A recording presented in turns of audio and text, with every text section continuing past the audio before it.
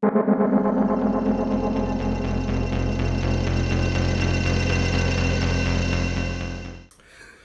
let's talk about the Playdate. Oh yay! A new handheld console that popped into existence all of a sudden. I've just brought up the website that you couldn't access because McAfee didn't let you, which was rather alarming. I've managed to access it on my... Alarming that I have McAfee, or because... Well, but yeah, that was mostly the alarming part. But the fact that McAfee thought that gaming was a threat to your... Safety. Yes, threat to your safety. My laptop has not thrown up such warnings, so I may be riddled with malware. Anyway, looking at it, on the website, it goes... there's a bit of a description. It goes, it's yellow. It fits in your pocket. It's got a beautiful black and white screen. Black and white screen. It's not super cheap, but not super expensive. Refresh my memory. How much is it again? According to news, it is $150. $150, which, when you think about it, isn't super cheap and isn't super expensive. But given the fact that you can buy a Android phone with mid-level specs for £100 or even for the same price and have it play the latest Android games and have colour screen and do Android stuff and be a phone is, anyway, that's neither here nor there. Blah, blah, blah. Plus, it has a crank. So, I scrolled down here. The crank, I was like, we weren't kidding about the crank. It flips out to the side. A rotating analog controller. It's not to charge it. It's a controller. You spin it to provide rotational feedback to the game. Playdate tweeted out a GIF of this with some gameplay, and it hurts my face. It's of someone. It's like a fighting game, so sort of thing. It's not a fighting game. Well, on the clip I watched, was it called? They wound it, and it like does a suplex to the thing, but you sort of use it to like wind the character. It like moves the character back and forth as an example, but it's like that's a really weird control system to have, I guess. Because you could be like, if you're a developer, you could be like super evil and so have it that you need to constantly be turning the crank and then use the other two buttons. So like, just people have like, they just need more hands because they won't be able to play it properly if you're a super evil anyway. Spoiler alert. They've got a game, you can see on the Twitter thing that they released. They also had title screenshots of 4 games. A golf game, a game called Time Travel Adventures, another game called Zipper, and another game called 360. Spoiler alert, 360 is probably going to be you turning the handle. Regarding the games, now here's an interesting thing. The games, essentially, you buy like season packs of games. And so... What? Yeah, trust me, this is right. No. Fortnite is a good thing. Seasons are a good thing. This has seasons. So what you do is you get each season, you get like 20 games, and the games just sort of show up on your device unexpectedly as they produce them. They're just like, bing, you've got games. It has some sort of Wi-Fi storage. They won't. Does it delete the old games? I have no idea. We haven't looked into it far. But what it is, the games it will connect. It will download the next games and they will appear on your device. They're not going to tell you what the games are going to be. Do you have to pay for them? No. For season 1, the device comes with season 1. Oh, it's 12 games, sorry. All 12 games in season 1 will be included, no extra charge. But then there's like... Bloody better had be. How much is the next season? It does allow you to, because it's written... It's got a built-in debugger and stuff. You can write your own games in C and Lua if you're programmatically inclined. But again, you could also download the Android developer kit and make Android games instead in color for free in color and earn revenue from that. It's the problem is this device seems to be solving a problem that doesn't need to be solved. Okay, and shouldn't exist. So they've gone in their heads. I'm imagining the conversation went, let's develop a handheld gaming unit. Okay, cool. So we're going to try and cut costs on every turn. So they made this screen, this e-paper thing, which is probably similar to what you find on a Kindle, right? It's so similar. I love the idea of it. Because the thing that's wrong with the Kindle is the e-paper, when you refresh the screen, it has to redraw the entire screen. Yeah. Very slow refresh rate. But this stuff, made by Sharp, memory LCD, it looks to have a very good refresh rates. And that's what the e-paper, this should have killed off. The problem is it makes everything look like Etch-a-Sketch.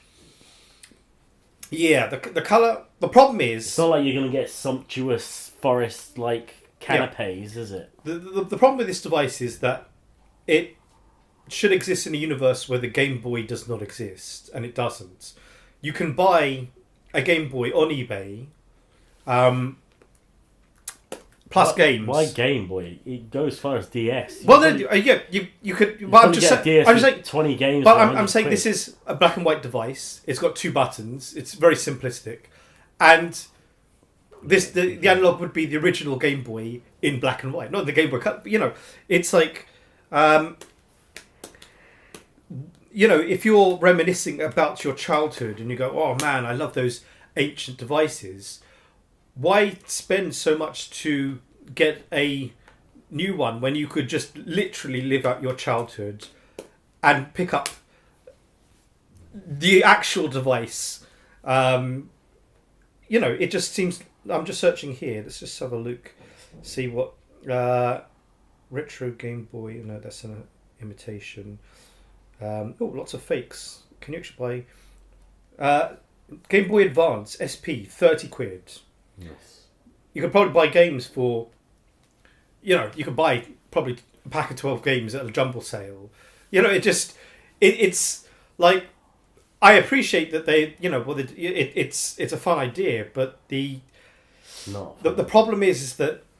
We live in a world where stuff has come before that's better than it, and stuff that's out now... the Switch, so much better. Which is like infinitely superior, and if this comes to the UK, it will, which I doubt it will.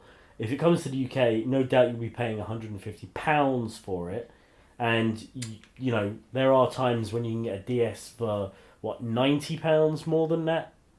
I would save my £90 and get not a DS, a Switch. I would save my £90 and get the Switch. Yes. So, because I would enjoy it and not want to throw it in the trash after 5 seconds. It is a shame, but the Game Boy has... Why is it square? There's nothing I like about this thing. I wonder if the thing folds away. Why does it have rivets in the front of it? Because it's literally made by hand, like in a factory somewhere. They're like, to save costs, they don't... the people who created the console are probably screwing it together themselves. Do you think the crank has a warranty good for 500,000 cranks? Because how long before some 5-year-old who gets this as a aborted birthday present or Christmas present rips that thing off? But that's not going to be covered by warranty if it's damaged like that. No, but the thing is, use. If as long as you use like magnets and stuff to check the rotation, you could have it, and good decent bearings. You could have that run, for 1,000 years. It's not a problem. Sure, it's £150 device though. I'm sure they spent all the money on that. Well, I think maybe all the money did go into it because they certainly didn't spend it on the screen. Well, no, but the screen. I love the idea of the screen technology is great, but it's just like this should have come out in 1989. It's not fit for purpose. Or 1988. It's not fit for purpose. Or 1987. It's not fit for purpose. It is not a 2020, because that's when it's scheduled to come out, gaming device. It is an alternate reality 1987 gaming device where Nintendo doesn't exist. So, no, good luck to them. They brought down 87. Nintendo brought the Game Boy, and then the Game Boy crushed this as well. I'd rather play, the Game Gear by Sega. I'd rather play on that than this. Do you remember the Nokia? I forgot what it's called. N-Gage. The N-Gage, the Taco. One version of that, I think it was the first version of that, you had to take the battery out in order to change the game. I think I remember that one, yes. because why not? I was at the weirdest place where But I wait a found minute, it wait a out. minute. The N-Gage came out like after the Game Boy had been invented, right? Oh yeah. So they could see that game slots and people changing games was a thing. Oh yeah. And yet, it's a mystery. I found that out in the weirdest place because obviously I didn't touch Yeah. the N-Gage with the bar. When the N-Gage came, I looked at that and it was like, this is a sexy device. Obviously, using it as a phone, where you hold it like you hold it like this, edge on, to talk because the microphone and the speaker were like on the edge. So it was it's like holding a taco. It was. I mean, other than that, I was not going to use it as a phone, but as a gaming device, it was like yes. But the cost of the N-Gage was just like Wasn't it like £300? yeah, it was just like that. Was like no, I haven't bought a Game Boy. I certainly can't afford to buy one of these because I am a child and I have no. You weren't a child when the N-Gage came out. You were probably in your 20s. Okay, well, then I was a man child. You were at least in your 20s. I couldn't justify it. I don't know. I can't remember. Justify it. You looked at the games and you looked at the system and you went, It's game selection. why does this cost as much as a home console? Game selection play was not crapulent games on it. Was not fully featured. Let's not like the latest Final Fantasy wasn't coming out on it, was it? Imagine exclusive Final Fantasy, what would be like 5 or something on the Nokia N-Gage. Dude, it was that would have been a coup. would have been in line with like Final Fantasy X. Oh, that's the point. Yes. No, but Final Fantasy 5 remake. Yeah, because that's all the memory capacity could handle. Instead of coming out on the Game Boy, it would have come out on that. Job done. And it was like a weird type SD card, I think. I want to say The N-Gage. and but I can only imagine it was probably at maximum. N-Gage. 256 megabytes? Yeah, gig cards would have been. It uses MMC. No, wait. How do I put? Multimedia card. Yeah, which is just that's, SD. That's just an SD card. So that's sub 2 gig capacity. Yes. So yeah, it would have been like 256 megabytes to keep costs down. If that. Yeah. Yeah, it was that. So people are here talking about modding it so that they could use SD card instead. It's like wow, the N-Gage. And now we're aborted. You see, this was the beginning of the end for Nokia. That's why they sold more times than Harley Davidson now. But Nokia was successful up until Steven Elop got his claws into that. Don't name drop. Oh, sorry. Beep that out. Beep out Steven Elop. You have to beep Steven Elop out several times now. He was a Trojan horse sent by Microsoft to destroy Nokia. Well, to soften them up so they could be acquired. And then Microsoft just screwed them up. I think the real problem was that they didn't go into the smartphone market though. There is that, but but that guy had nothing to do with that. Actually, prior to his being installed as the CEO, they were internally developing Android devices. They should have been doing it externally too. When Steven Elop came, he goes, well, why should we go in with all the Android manufacturers? We're going to forge our own path by ourselves with Windows Mobile. What you're talking about is espionage of corporate level. Nothing can be proved. So, however... so allegedly. You might want to say allegedly. Insert allegedly instead of beeps. It's speculation, but you look at... There are other people who have looked into this matter a hell of a lot more detail. And I mean, you look at graphs of Nokia's sales and stuff about when they made the transition to the new OS and how just sales dived, so forth. It's just like people who study, business stuff analyze this and determine he was no good. Of course, Nokia have risen from the ashes. They are now another Android developer. They are becoming strong. It's not the same Nokia though, is it? It's HND Global, which essentially it's Nokia management, Nokia staff formed a thing. They own the Nokia. Essentially, it's a company that owns the Nokia. It's Nokia staff that run a company not called Nokia that owns the Nokia. Who writes the selling Nokia, handsets and stuff. Yeah, it's not complicated at all. But the problem is that like some of these companies that do network equipments, when they split, there was Nokia networking and Nokia thing. So one is B2B, and the other's consumer.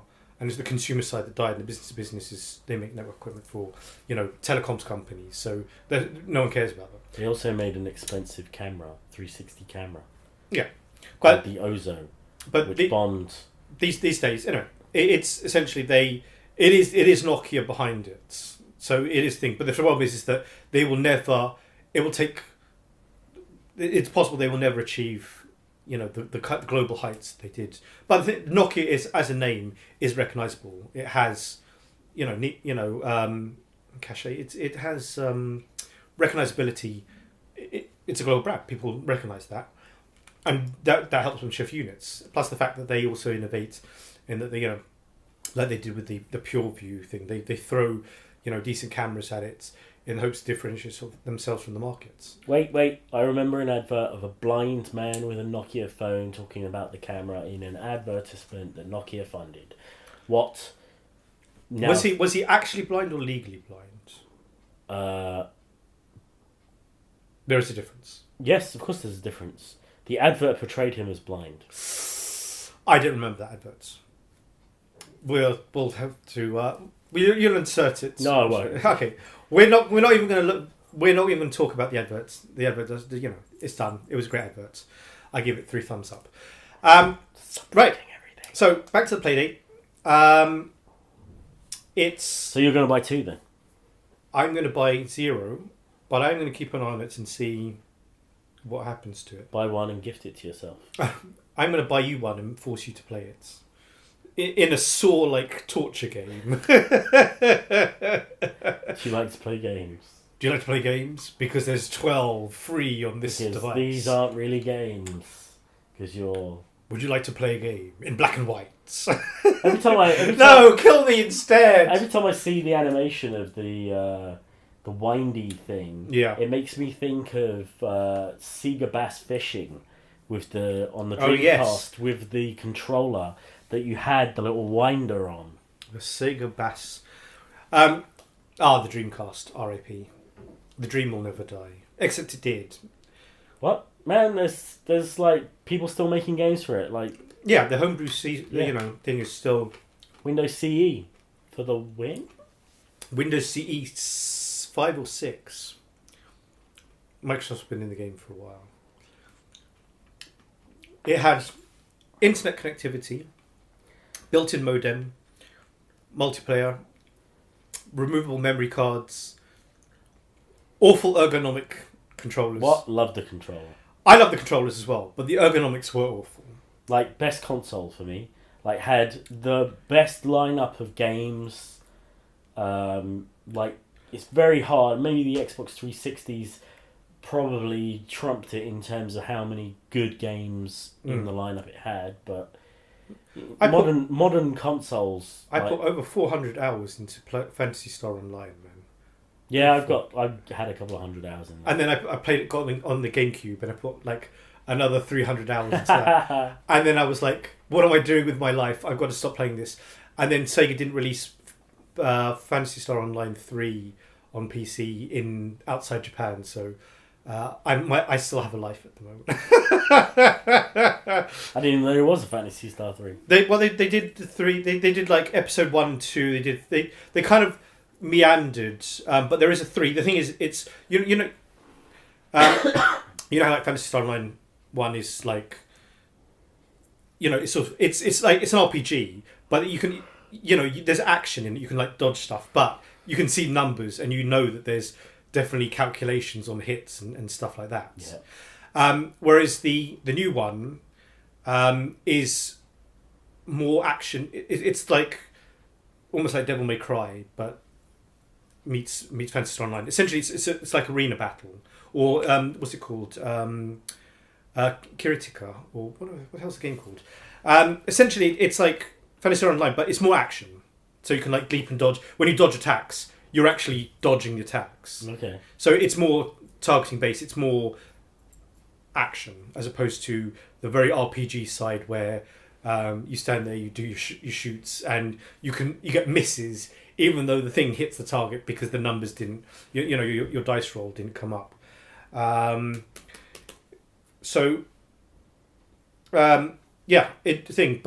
problem is that it didn't. They've not bothered releasing it, outside of Japan. There've been some things that have tried to like patch it, but the thing is, it requires a lot of. It needs online connectivity to run. So, this is like Lost Ark in Korea. So only Korean servers, and then people were selling sort of hacked portals to people so they could play it as a Western player, and then they would get reported and get shut down because essentially they would just block them. What is the game I'm thinking of? It's another battler. But the problem is that if Phantasy Star Online comes out in the West, I'm probably inclined to play it, but maybe not because I can't. Who's time to sink like 200 hours into another? Fallout 77, perhaps. Hell no. It's one up from Fallout 76, so it'll be great.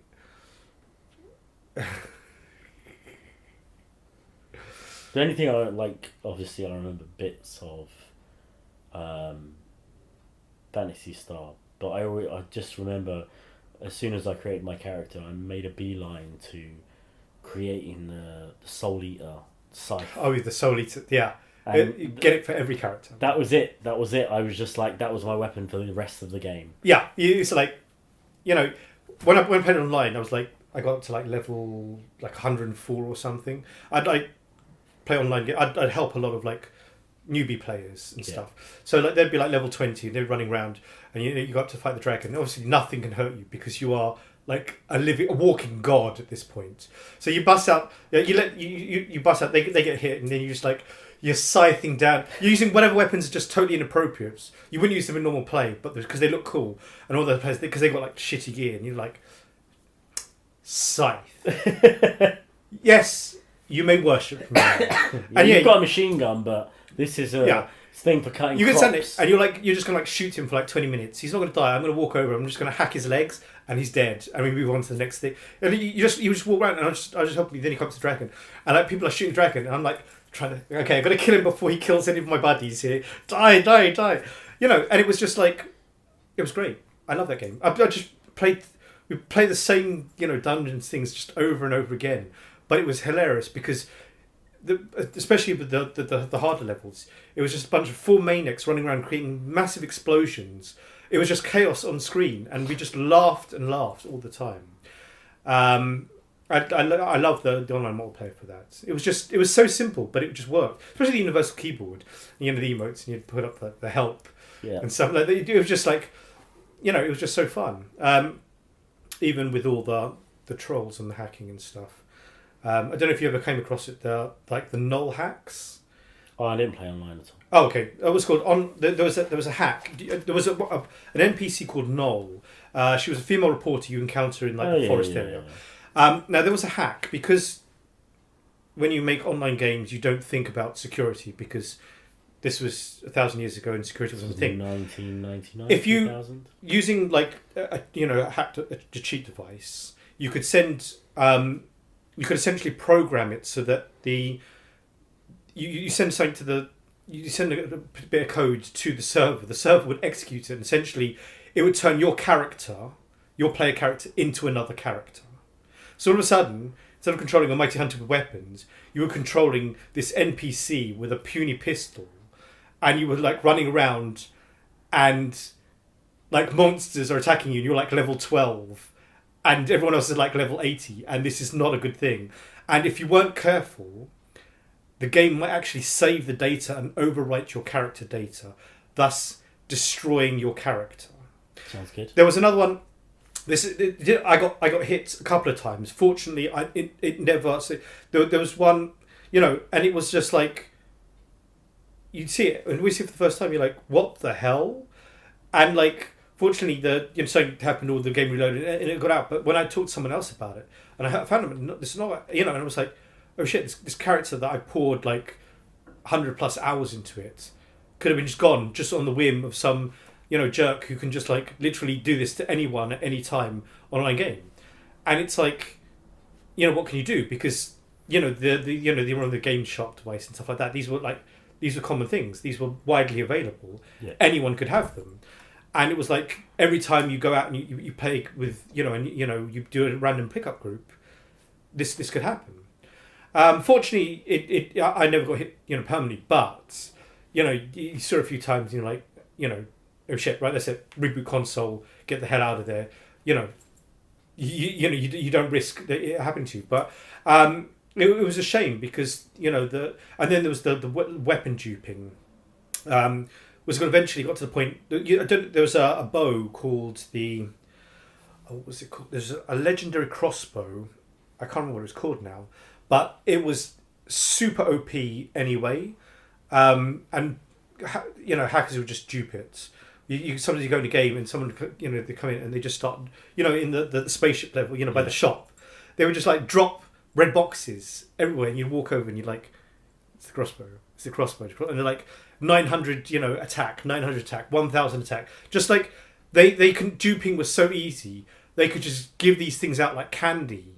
You obviously you pick one up just to see what it's like. I got rid of the crossbow. I kept I did get hold of a hacked. There was a rifle. The evolved form was called the Snow Queen, which its ability to freeze targets on the alt fire was almost like 100%. It was like 90. It was in the high 90s. So stun lock. It's pretty much. I go in there, freeze any enemies in the room, and then just let everyone else just hammer on them. So it was as a support, because I played Ranger class, support Ranger. It was very useful because you go into the nightmare mode where everything is just like stupid strong, and it takes ages to clear each room. The fact that you could like lock down a few of the enemies and give people time to get away was very useful. So that's the only reason I didn't give them. The other guns I didn't. I got rid of all, passed them on to someone and said, "Oh look, I don't want this. You can have it if you want. It's hacked." But Sega didn't like ban accounts or do anything about it anyway. So I basically said, "Look, you're a newbie. Do what you want with it." But yeah, that was the only one gun I kept purely because it was so goddamn useful. It didn't do like massive amounts of damage, but the fact that had utility. No? Had utility. Yeah, it had utility. It was useful. But yes, I mean, otherwise, you try to stay legit. But played so many hours, just met so many people. I met people on the Dreamcast version, and I met them again on the GameCube version because we all kept the same usernames. And we're like, wait, do I know? We found, and the problem is, obviously you've got multiple servers, multiple things, and you've got to be online playing. So there's like no proper friend search function, and like to bump into someone on a server. To be in sync anyway. I recognise you. You think, and then you sort, and it's like, holy crap, dude! We put like 100 hours into the GameCube version together. We go way back. It was just like, back then it was family. No, but that's it. If you didn't play online, obviously the problem was it was horribly grindy. The game was horribly grindy. The drop rates were awful. Playing online, just dealing with the sheer randomness and the fact that. You could, it was just, like I said, maniacs with swords and guns, just blowing shit up in a chaotic fashion. It was just so much fun. The problem is you can never go back to it because you play it now and you'd just be too simplistic. But I've always wanted the next thing that meets that. I tried Neverwinter Online for a long time, doing pickup groups for dungeon stuff. Again, it was thing, but the problem was that. With these games, especially with the MMOs, you need to, as you progress, you need to get good. You need the gear. It becomes less fun because if you're not geared, why would they pick you? If you're not geared, you're not going to complete the dungeon. That's not fun. Yeah. Essentially, you spend 2 hours running through a dungeon only not to get the rewards at the end. It's like your time's wasted.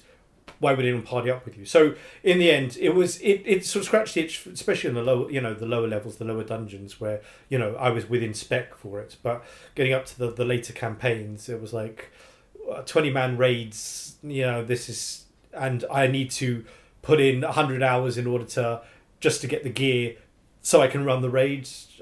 That's no. So I'm always on lookouts, and it was the game that I'm trying to think of that's not called Soul Eating. It's not Kiritika.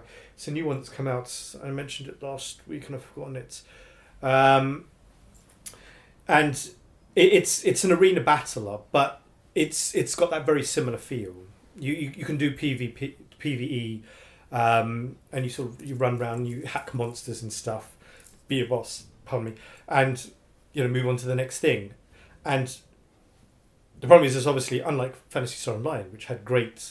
I mean, I played with people in Japan. I played with Japanese players. Sure. I played with people from across Europe, because it didn't need to speak the same language. You could use the thing where it picks the phrases and it translates across. I bought a keyboard. I bought imported from goddamn Japan. I forgot the company, not Taito, but it was one of they make like game sticks and stuff. But it's essentially like a GameCube controller. I also bought the Sega, the Dreamcast keyboard as well. Yeah, I've got the Dreamcast mouse and keyboard. So it was like, imagine almost a full-size keyboard with two halves of a GameCube controller stuck to each end. Yeah, I remember that. So you're like thinking, and if you were like typing on the lap, type, and then quickly grab the controller, and it was like I imported this thing because the social aspect was so great. And some of these later games, there's no incentive to talk. There's no shortcuts thing. I mean, sometimes some games have emotes, like Anthem and stuff, but it's like it lacks the communication. These clapping your hands on Anthem. Yeah. But the thing, it's got a something. Whereas a lot of these, you don't have anything. You sort of run with people, but there's no connection. They could very well be just AI bots for some of the attachment you get to them, unless you run with people. So it's a shame, because that one it developed, like I said, chat with people, made friends with them online, and this thing persisted. Whereas a lot of the time, you could run people online, and the next day, would you even remember who they were? Or I play on Anthem. I played missions, like a daily mission, and then within 10 seconds I'm in another mission and it's a different group of people. Yeah. I'll never see that person again. Yeah. Even if I scan the players that just played, I'll not see that person. And there's so many people, and the cycle is so high. And there's so little interaction. You're doing a job, they're doing their job, you go and you shoot things and then you move on. Yeah, and even if there is, it's like, well, I'm not going to remember your name in 30 seconds because I've seen 300 today. Yeah, and it's like, you look like Iron Man with black and white stripes. That's Iron Man with white and black stripes. It's like, it could work, but it doesn't work. Yeah, you should try purple and yellow stripes. Check it out. I'm in fashion. Yeah, it's a shame that, but, I hope to find the next... That's what hooked me on a game longer, because, like I said, Phantasy Star Online was just grindy as hell, but the social aspect kept you playing it for 600 plus hours across multiple platforms. That's it's like best not to think about how many hours you put into that. Well, whatever it is, I can honestly say that I've wasted more. Well, is that something you should be proud of? No, I'm not proud of it. But no, but okay. I wouldn't like. Okay, it's not a game we should be trying to win. No, but having said that, Diablo 2. Yeah. I don't know how many hours because I don't think it counted. Mm. Most games don't. But it must have been a couple of thousand. I can't. Yeah, more than likely. And Diablo 3, it does count the hours. And how many? And I'm over 6,000. Wow! And I got it day of release in 2012. Wow, it's like seven years playing. Yeah. I'm trying to think. The only game I've played, even for the remote length of time, is a mobile game, Simpsons Tapped Out. Because, you go in, you play daily, you do your daily quests and stuff. It's very low commitment, but I've been playing it for 4 or 5 years, just on and off. It's like, how many games do you even commit to that level thing? Hardly any. Most mobile games, I've dropped. Pokemon Go, I guess, another thing that I play thing. But because you can work it in when you're walking and stuff, I use it, as part of my fitness routine. So, there's incentive to play there.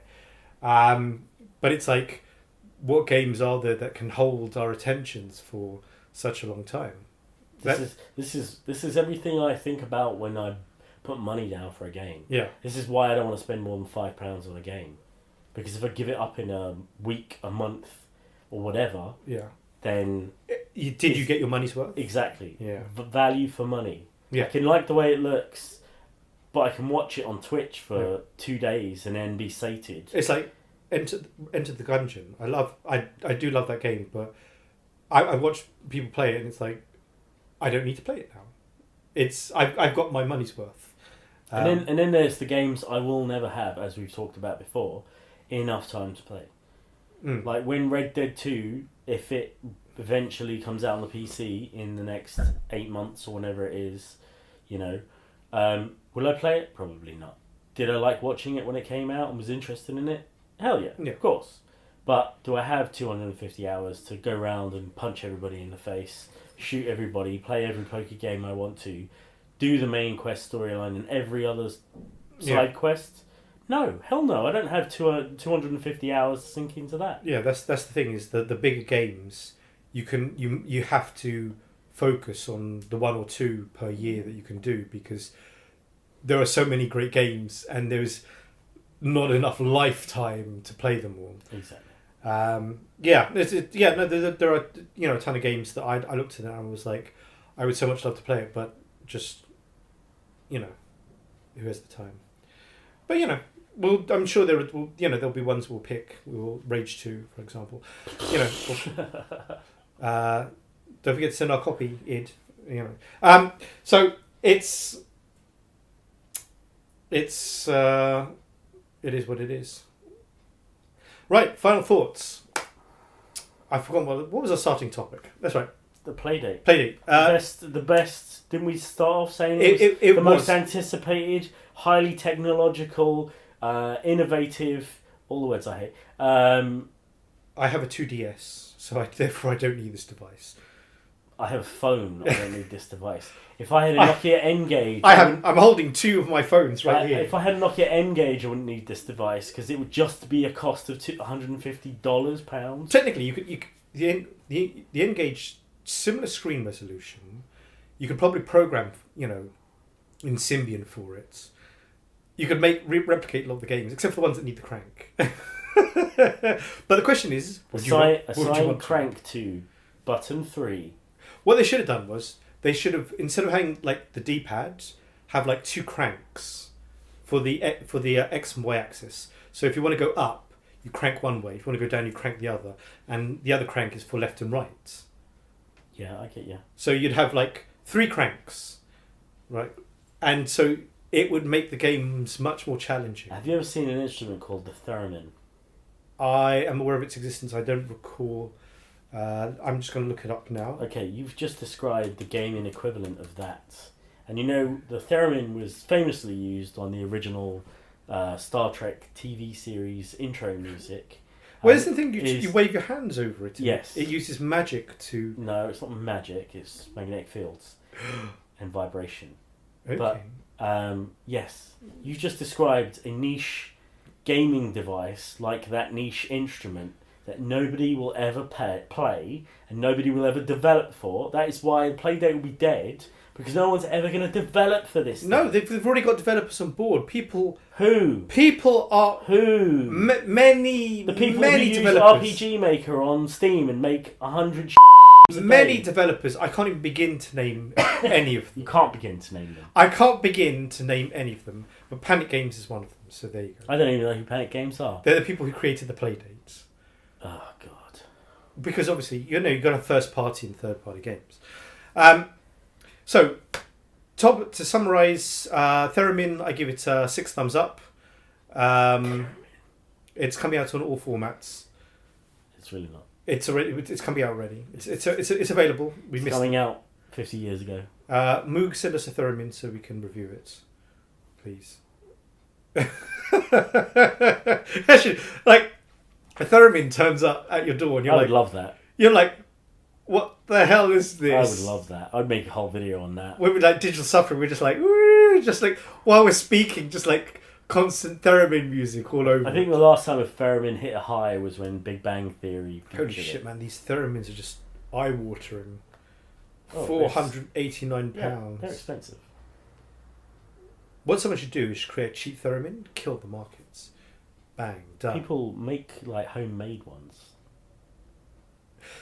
Tune in for next week's podcast where we attempt to make our very own Theremin.